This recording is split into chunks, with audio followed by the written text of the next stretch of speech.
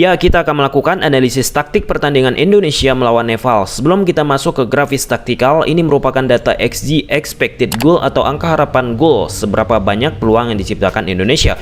Indonesia mendominasi permainan dengan nilai XG 6. Ini sangat fantastis untuk level pertandingan resmi bagi suatu tim atau negara. Sedangkan Nepal hanya 0,41, sangat rendah sekali. Kita masuk ke grafis taktikal. Di atas kertas, Indonesia gunakan pola yang sama di dua match sebelumnya di kualifikasi Piala Asia 2023, yaitu 5-2-3 atau 3-4-3 di atas kertas. Sedangkan Nepal gunakan pola 4-1-4-1 di atas kertas.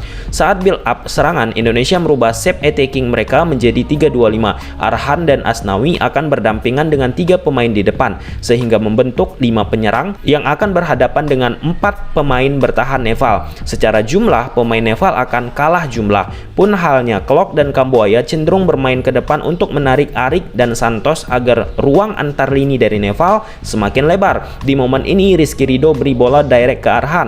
Overload di sisi kiri dua pemain Indonesia Arhan dan Sadil akan melawan satu pemain Nepal Rajan, sehingga acap kali kesulitan pemain Nepal membendung. Skema seperti ini dilakukan timnas Indonesia.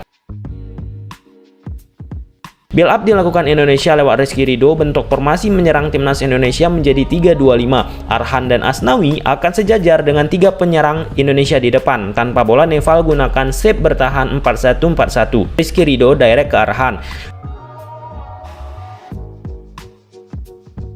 5 pemain depan Indonesia akan berhadapan dengan 4 back Nepal. Nepal otomatis kalah jumlah. Ketika kalah jumlah, Indonesia akan mudah lakukan permainan kombinasi 1-2 sentuhan. Di momen ini, fullback kanan Nepal, Rajan, berhadapan dengan 2 pemain Indonesia, Arhan dan Witan, sehingga akan timbul ruang. Sayangnya, Arhan terlalu lama menahan bola di saat Witan membuka ruang.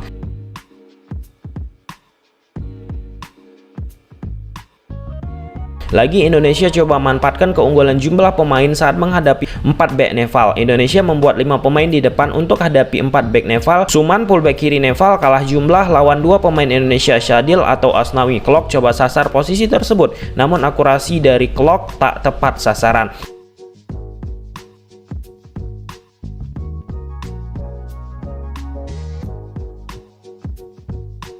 Pemain Nepal melakukan kesalahan interception saat menghalau serangan Indonesia. Di momen ini, Bikas, back dari Nepal, coba interception bola tersebut, tapi malah jatuh ke posisi Asnawi. Bikas back Nepal yang salah interception sudah out of position untuk menjaga Dimas Derajat. Pun halnya Siva, juga back Nepal lainnya telat cover posisi Dimas Derajat. Asnawi crossing ke Dimas Derajat, tercipta gol bagi timnas Indonesia.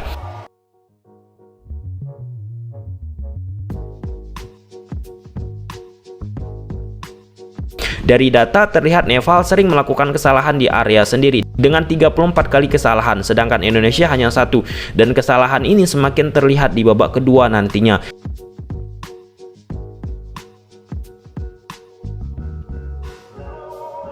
Seusai gol pertama, Indonesia tetap mengekspos ruang antar lini dari Nepal yang sangat lebar. Shape defense Nepal di momen ini 4-5-1. Asnawi ke Kambuaya yang muaranya akan melakukan cutback ke dalam kotak penalti.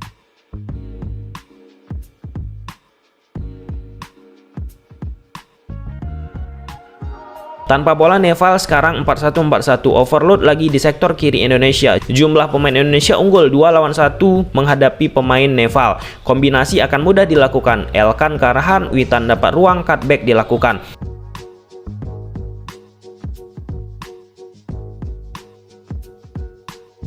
Lagi dengan cara yang sama, struktur defense Nepal 4-5-1 di momen ini direct dilakukan ke Arhan. Rajan posisinya tertinggal dengan Arhan. Sadil dapat bola dari Arhan akibat menang jumlah di posisi fullback kanan Nepal, Rajan. Kemudian saat dilakukan cutback, namun tak bisa dikonversi untuk menjadi gol. Kembali tercipta 2 versus 1. Pemain Indonesia menang jumlah. Elkan ke Arhan. Tanpa bola, Nepal 4-5-1. Kombinasi coba dilakukan yang muaranya lagi dan lagi, cutback terus berulang dilakukan Indonesia.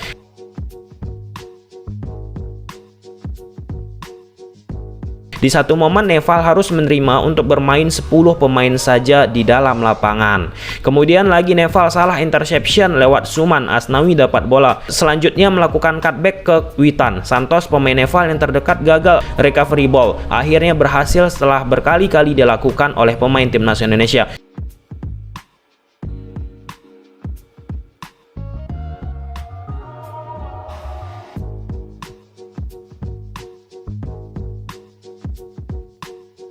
Ketika sudah bermain 10 pemain saja, Neval, struktur bertahan mereka menggunakan shape 4-4-1. Indonesia letak tetap 5 pemain di ruang antar lini. Ridho direct ke Asnawi, situasi 2 versus 1, pullback kiri Neval yang menghadapi Asnawi dan Witan.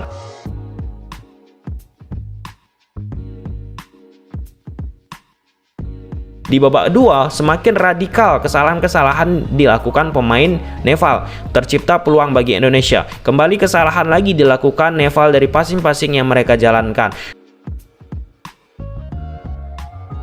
Gol Indonesia ketiga pun tercipta dari kesalahan 2 pemain Neval. Sunil salah interception bola. Dari crossing Marcelino ke tiang dekat pun halnya, saat interception pemain Neval Sunil tak sempurna, kiper Neval coba tangkap bola namun gagal. Dimanfaatkan Fahrudin untuk menjadi gol.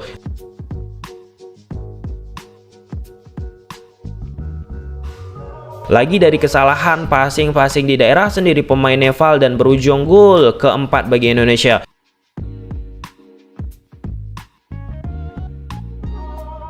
Gol kelima pun berasal dari kesalahan Gautam untuk mengamankan bola. Gautam pemain Neval yang menjadi aktor kejadian gol keempat sebelumnya bagi Indonesia. Akibat gagal amankan bola, bola jatuh ke Arhan.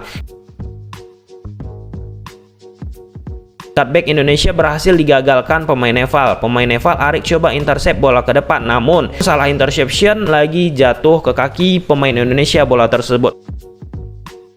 Witan terima bola, kembalikan ke Elkan, tercipta gol dari hal-hal yang tak penting dari apa yang dilakukan pemain Neval.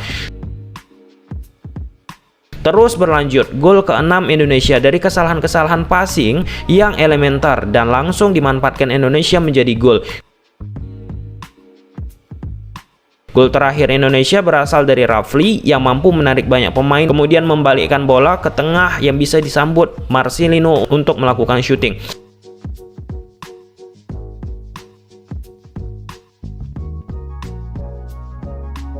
Dengan kemenangan ini memastikan Indonesia menjadi runner-up terbaik dan lolos ke Piala Asia 2023.